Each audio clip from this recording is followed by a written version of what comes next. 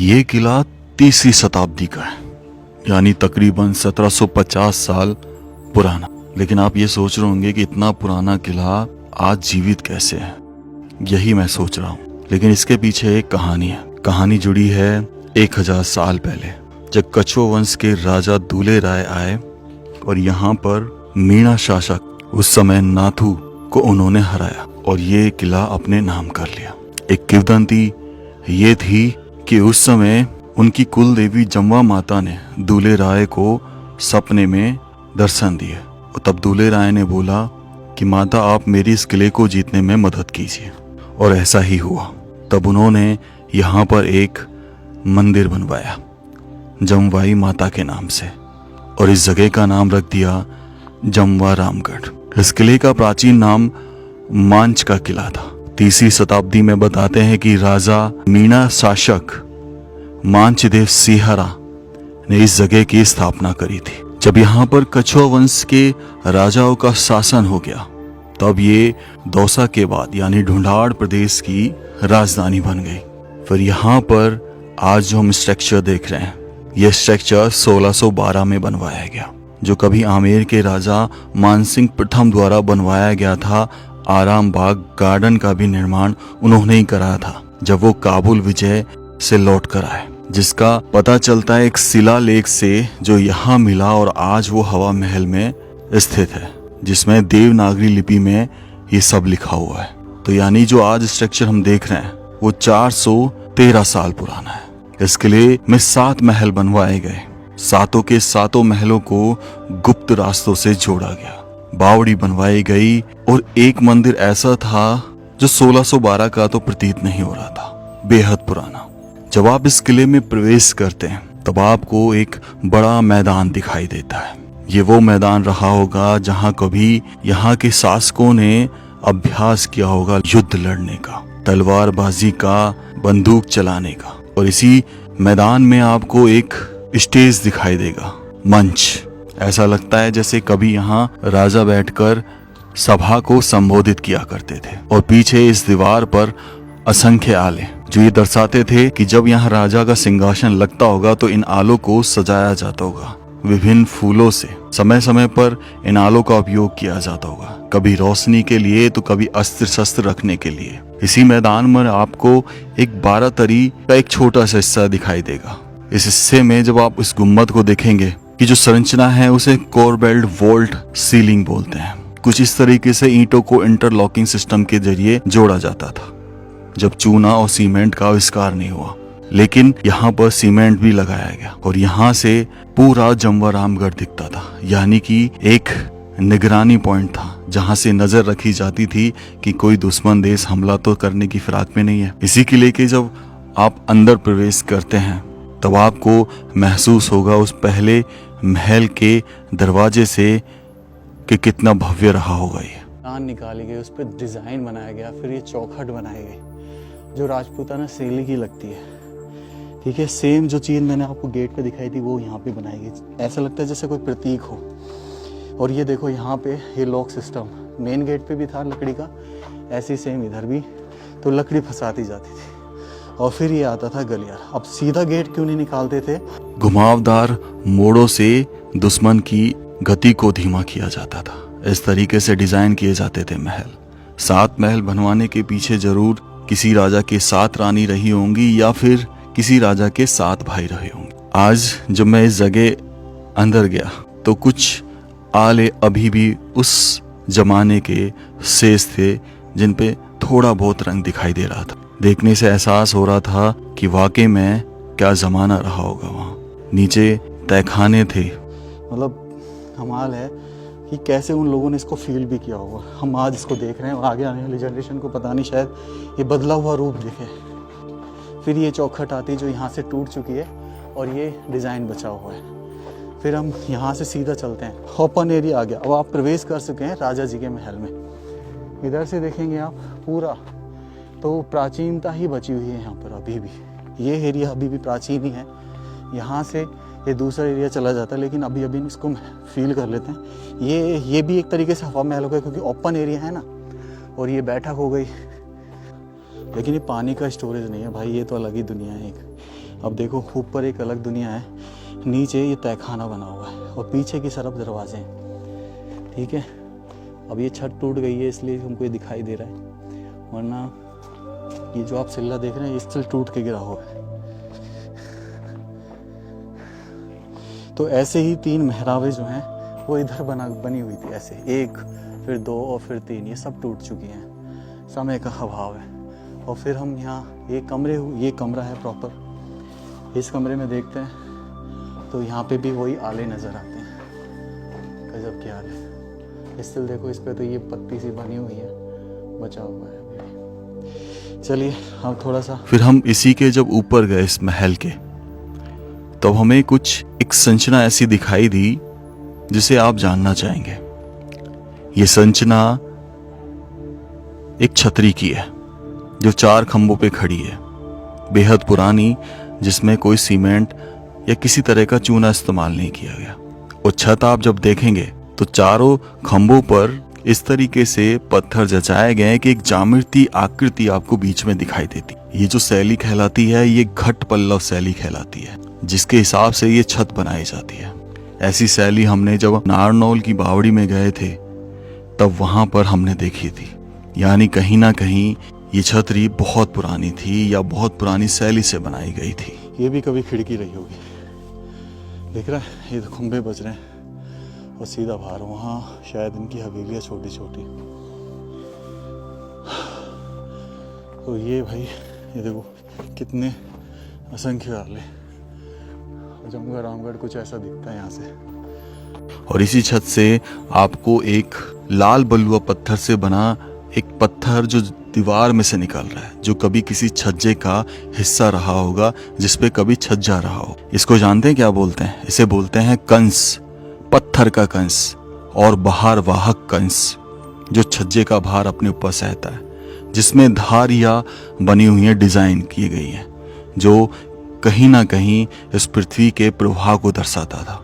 यहीं छत से जब हम दूसरी साइड जाते हैं तो हमें एक गुप्त रास्ता दिखाई देता है। पहली बार तो डर गया कि आखिर ये रास्ता जाता कहाँ है, फिर हिम्मत दिखाई हमने कि आप सरप्राइज होने वाले हैं, बहुत ही भयंकर तरीके से सरप्राइज होने वाले हैं। मैं सरप्राइज हूँ, ये जा रहा है खुफिया रास्ता। अब इसके लिए हमें लाइट की ज़रूरत पड़ेगी, तो मैं फिलहाल लाइट निकाल लेता हूँ। आ जाओ भाई, कम ऑन। उजाले के लिए रोशनदान दिया हुआ है और हम जा रहे हैं खुफिया रास्ते। भाई दिनेश ये कहाँ जा रहा है यार? हाँ, गैस कर सकता है कहाँ जा रहा है? हाँ, ये देखो ये एक कमरा दिख रहा है यहाँ से। अब यहाँ से हमारे दिनेश भाई चलेंगे आगे। लो दिनेश जी, दिनेश जी ये दो मुझे। मैं तेरी तो कैमरा साफ ना दिखा, मैं दिख रहा हूँ ना अब तेरे को। भाई ये कहाँ जा रहा है यार? दिखाना दिनेश, कैमरा दिखा।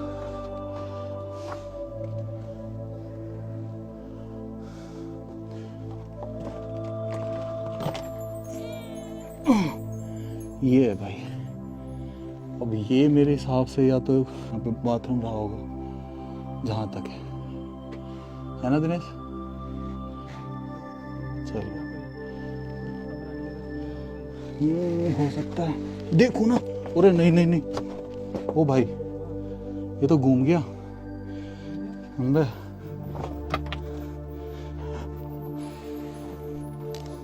अच्छा भाई देखो ये नीचे उतर गया रास्ता। तो हमें पता चला कि ये रास्ता दूसरे महल से जुड़ा हुआ है और कहीं ना कहीं इन गुप्त रास्तों का संबंध उन रानियों से था जो इनका इस्तेमाल किया करते थे, क्योंकि उस समय रानियों को अपना चेहरा दिखाने की अनुमति नहीं होती थी, खुले में जाने की अनुमति नहीं होती थी। तो वो इन्हीं गुप्त रास्तों से जिन्हें यूज करती थी ताकि उनको कोई देखे ना, एक महल से दूसरे महल में जाती थी। है ना कमाल की बात? चल चल चल चल, देख देख देख, चल भाई चल। दिनेश ये तो अपन नहीं, कोई पापा भी ना आए हैं तो आप फूट सर। अरे यार पकड़ ले यार यागू, लेना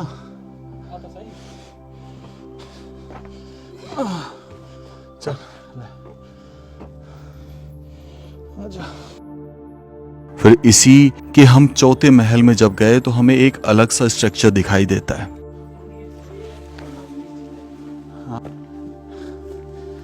ये ऊपर का एरिया भाई,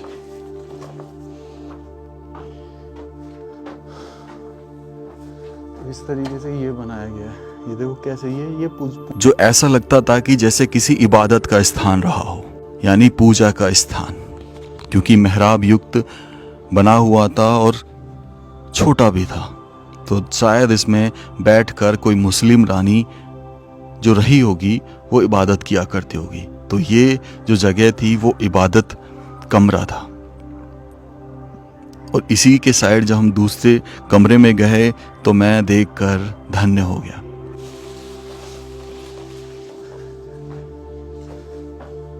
हाँ भाई, इसमें कुछ है बचा हुआ। ऊपर देखो, ऊपर आपको ये लाल कलर का पेंट दिख रहा है, क्योंकि आज भी वहां पर वो कलर, वो रंग बचा हुआ था जो ऊपर छत पे हुआ पड़ा था। लाल रंग जो सब्जी, फूलों और फलों के लाल रंग प्रदान करने वाले चीजों से बनाया जाता था। है ना कमाल की चीज। लेकिन ये रास्ते अभी यहीं खत्म नहीं होते, चीजें तो अभी मिस्टीरियस शुरू होने वाली थी, क्योंकि बहुत से रास्ते इसमें। जब हम इसी गुप्त रास्ते से ऊपर आए और दूसरी साइड गए तो एक और महल खुला। तो ख्याल रखो और खुदा। वहां पर हमने एक कमरा देखा जहां पिलर्स, बहुत मजबूत पिलर, चौड़े पिलर खड़े हुए थे, जिन पर छत को जब हमने देखा तो वो भी किसी बिना सीमेंट और चूना के ऐसे ही रखे हुए थे। और फिर इसी के बगल में दूसरा भी कमरा था। ये जो कमरा था हमने जब देखा तो हमें समझ में आ गया कि ये कमरा 1612 का तो नहीं है, ये बेहद पुराना कमरा है। तकरीबन उस समय का जब इस किले की शायद पहली बार नींव रखी गई हो। और ये कमरा देखकर ऐसा पता चल रहा था कि उस जमाने का ये मंदिर था जहां कभी मूर्ति रही होगी। है ना कमाल की चीज। ऐसे ही इस जगह पर बहुत सारे राज छुपे हैं जो सदियों पुराने हैं। और जब हम इस जगह के बीचों बीच पहुंचे तो एक कुंडा सा दिखाई दिया। उस कुंडे को देखकर आप कोई भी बता देगा कि वो पानी का स्टोरेज था, लेकिन इसमें एक तकनीक उपयोग की जाती थी। जब भी बारिश का पानी बरसता था इस किले पर, इस महल पर, तब उन सब का पानी इकट्ठा होके इस कुंडे में आता था। और मेरे हिसाब से ये एकमात्र कुंडा नहीं रहा होगा उस समय, बावड़ियां भी होंगी, तो शायद धीरे धीरे समय के साथ गायब हो गई। ये क्या हो सकता है दिनेश? ये वॉचिंग पॉइंट है ना, और ये सामने वॉचिंग पॉइंट्स है भाई। आ जाओ, अब चलते हैं सामने वाले में। ये तो खबर हो गया नीचे का। ये छठा चौक था भाई, जो सबसे विशाल था। यहाँ से एक बार दिखा दे इस किले को, जो मुगल शैली में बना हुआ है। हो सकता है कि कुछ हिस्से मीनाओं ने बनवाए हैं, कुछ हिस्से जो कच्छो वंश है, जब मुगल के शासक रहे थे, दोस्त रहे थे, तब उन्होंने बनवाया। अब जैसे ये ओपन छत है ना भाई, ये डेफिनेटली नवाज घर रहा होगा, है ना। ये नवाज घर है भाई डेफिनेटली, क्योंकि ओपन छत है। देखो छत नहीं है इसमें, तो यहाँ नमाज पढ़ी जाती होगी जब कभी वो आते होंगे, उनके दोस्त मित्र अकबर साहब। तो राजा मान सिंह प्रथम ने एक गढ़ी बनवाया, एक ये टाँका बनवाया, और तालाब जैसे एक कुआं बनवाया। और ये एक कक्ष वापस से दिखाई दिया हमें। और स्टिल इसमें भी अगर आप ऊपर देखेंगे तो अभी भी वही कलाकृति जो है बची हुई है। यहाँ देखो, ये सेपरेट, ऐसा लगता है कि शायद जैसे स्तुति करने के लिए कोई जगह ही हो शायद, क्योंकि ऐसा एक कमरा हर चौक में था और 7 चौक में इसको डिवाइड किया गया था। अंत में जब हम इस जगह पहुंचते हैं, इसके सामने वाले महल में, वहां जाकर एक अलग ही नजारा होता है। वो एक ऐसा कक्ष था ऊपर की तरफ, जो बेहद तकनीक के साथ हवादार और इस तरीके से बनाया गया कि पूरे विशाल तोड़े जिस पे कभी ऊपर छज्जा रहा हुआ, जो समय के वहां में टूट चुका है। और पीछे पहाड़ों में जाने के लिए रास्ता था। ऊपर देखेंगे तो एक मंदिर भी बना हुआ है और यहाँ पे ये अंदर बिल्कुल जाल है, हम जा ही नहीं सकते। तू जाके दिखा देगा थोड़ा सा क्या है, थोड़ा सा यहीं से जाके दिखा दे बस। हाँ ले।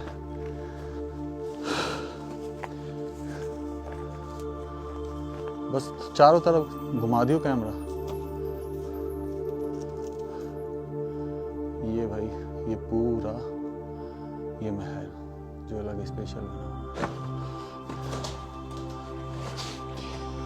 हुआ है।